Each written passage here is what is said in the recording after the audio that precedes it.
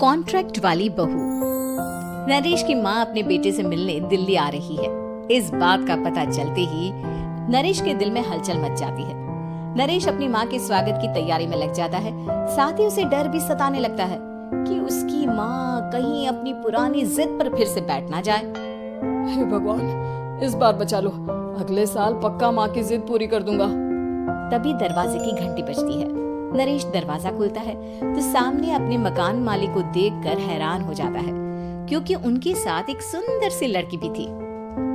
नमस्ते अंकल, कुछ काम था, मुझे बुला लेते। आपने क्यों कष्ट किया? अरे नहीं नहीं, इसमें कष्ट कैसा, मैं तो बस तुम्हें रीना से मिलवाने आया था। आज से रीना तुम्हारे साथ इसी फ्लैट में रहेगी। अंकल, कोई लड़का फ्लैटमेट नहीं है? एक अनजान लड़की के साथ रहना मेरे लिए थोड़ा अजीब होगा। देखो नरेश, मैं तुम्हें पहले भी बता चुका हूँ कि इस फ्लैट में तुम्हें किसी ना किसी के साथ एडजस्ट करना ही होगा, या फिर तुम अकेले पूरे फ्लैट का किराया दे दो, मैं किसी को नहीं रखूंगा। नरेश अपने मकान मालिक की बात सुन के रीना के साथ रहने के लिए तैयार हो जाता है, पर अंदर ही अंदर उसे ये बात खाने लगती है कि वो अपनी माँ को क्या जवाब देगा जब उसकी माँ रीना के बारे में उसे पूछेगी। दिन बीतने लगते हैं। नरेश और रीना अच्छे दोस्त भी बन जाते हैं, पर अभी भी नरेश अपनी प्रॉब्लम का सलूशन नहीं ढूंढ पाता। एक दिन नरेश बहुत परेशान सा बैठा होता है। तभी रीना उसे पूछती है, क्या हुआ नरेश, तुम काफी परेशान लग रहे हो, सब ठीक तो है ना? हाँ सब ठीक है, बस एक छोटी सी प्रॉब्लम है। वो एक्चुअली 2 दिन बाद मेरी माँ मुझसे मिलने आ रही है। अरे तो इसमें प्रॉब्लम क्या है, ये तो खुशी की बात है। हाँ रीना, बट मेरी माँ एक जिद लेकर बैठ गई है कि मैं शादी कर लूं, पर मैं अभी इस चीज के लिए तैयार नहीं हूँ। ऊपर से जब वो तुम्हें देखेगी तो 100 सवाल करेगी, क्या जवाब दूंगा?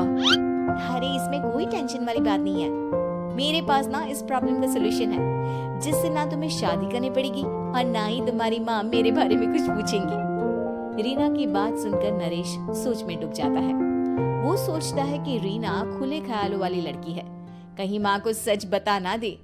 नरेश को सोच में डूबा देखकर रीना कहती है, अरे क्या हुआ, किस सोच में पड़ गए? डोंट वरी, जैसा तुम सोच रहे हो ना वैसे कुछ भी नहीं है, मेरे पास एक प्लान है। मैं कुछ समझ नहीं पा रहा हूँ, कैसा प्लान? मैं समझाती हूँ।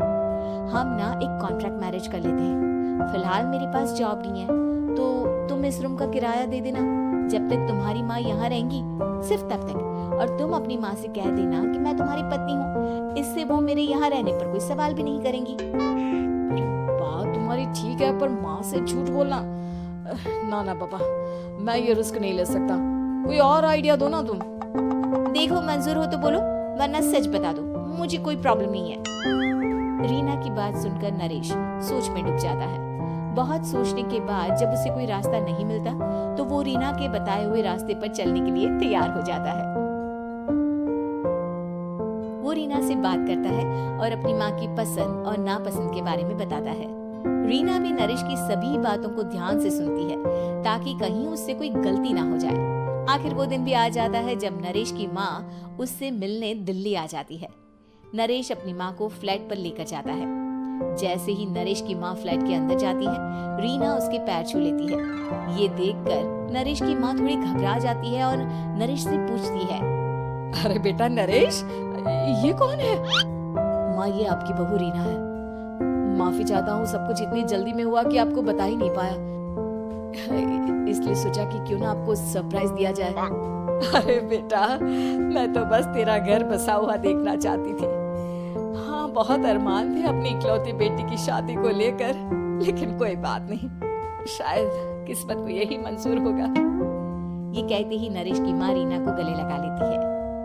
रीना बेटिया, मेरा बेटा ना थोड़ा नादान है, पर तुम काफी समझदार लगती हो, और मैं जानती हूँ कि तुम इसका बहुत अच्छे से ध्यान रखोगी। माँ, आप चिंता मत कीजिए, मैं सब संभालूंगी। नरेश की माँ अपने बहू और बेटे के साथ खुशी खुशी रहने लगती है। दिन बीतने लगते हैं। नरेश की माँ और रीना का रिश्ता बहुत मजबूत होता चला जाता है। वो दोनों सारा दिन एक साथ रहती और खूब बातें करती। इधर साथ रहते रहते नरेश और रीना भी एक दूसरे से प्यार करने लगते हैं। दोनों को इस बात का एहसास हो जाता है, फिर भी वो इस बात को छुपा कर ही रखते हैं। एक दिन नरेश की माँ और रीना शादी के बारे में बात करने लगते हैं। रीना बिटिया, ये तो नरेश ने मुझे बिना बताए शादी कर ली, वरना मैं तो अपनी इकलौती बेटी की शादी इतनी धूमधाम से करती कि सारी दुनिया देखती रह जाती। अच्छा माँ, आप ऐसा भी क्या करती नरेश और मेरी शादी में जो दुनिया देखती रह जाती? अरे बिटिया, एक माँ के अरमान तुम अभी नहीं समझोगी। मैं तो अपनी बहू को एक रानी की तरह लेकर आती और शादी भी बिल्कुल शाही अंदाज में करती, पर मेरे तो सारे अरमान ऐसे ही रह गए। खैर, मुझे तो अपने बेटे और बहू की खुशी चाहिए बस। ये कहते हुए नरेश की माँ की आंखों में आंसू आ जाते हैं। रीना भी ये सुनकर ख्यालों में खो जाती है, क्योंकि वो भी मन ही मन खुद को नरेश की पत्नी और उसकी माँ की बहू मानने लगी थी। शाम को जब नरेश ऑफिस से घर आता है तो रीना खुद को रोक नहीं पाती और नरेश के सामने उसकी माँ को अपने और नरेश के रिश्ते का सारा सच बता देती है। रीना की बात सुनकर नरेश की माँ दोनों से बहुत नाराज हो जाती है और घर वापस जाने की बात करने लगती है। तुम दोनों ने मुझसे सच छुपाकर बहुत ठेस पहुंचाई है मुझे। अब तुम लोगों के साथ नहीं रहना चाहती मैं, कल ही वापस चली जाऊंगी अपने घर। माँ, मुझे माफ कर दो, ये सब मैंने रीना के कहने पर ही किया है, वरना मैं भी आपको कभी ठेस पहुंचाने के बारे में सोच भी नहीं सकता। हाँ माँ, हमने ये सिर्फ आपका दिल रखने के लिए किया, प्लीज हम दोनों को माफ कर दीजिए।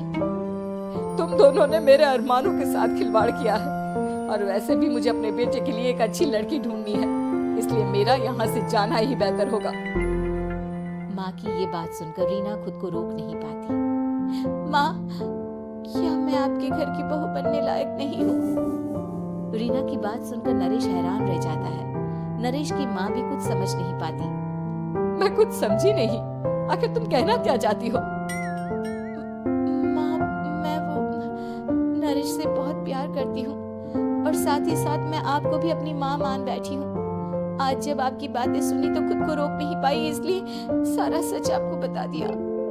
रीना की बात सुनकर नरेश की माँ की आंखों में आंसू आ जाते हैं और वो अपने बेटे नरेश और रीना को गले लगा लेती है। मेरे घर की बहू तो सिर्फ रीना बिटिया ही बनेगी। मैं आज ही तुम दोनों की शादी की तारीख निकलवा दूंगी, बस एक बार तुम्हारे घर वाले मान जाए। उसी दिन रीना के माता पिता भी उनके फ्लैट पर आ जाते हैं। दोनों परिवार आपस में बैठकर बातें करते हैं और शादी के लिए राजी हो जाते हैं। रीना भी कॉन्ट्रैक्ट फाड़ देती है और कहती है, सही मायने में मैं अब बहू बनूंगी, अब तक तो सिर्फ कॉन्ट्रैक्ट वाली बहू थी।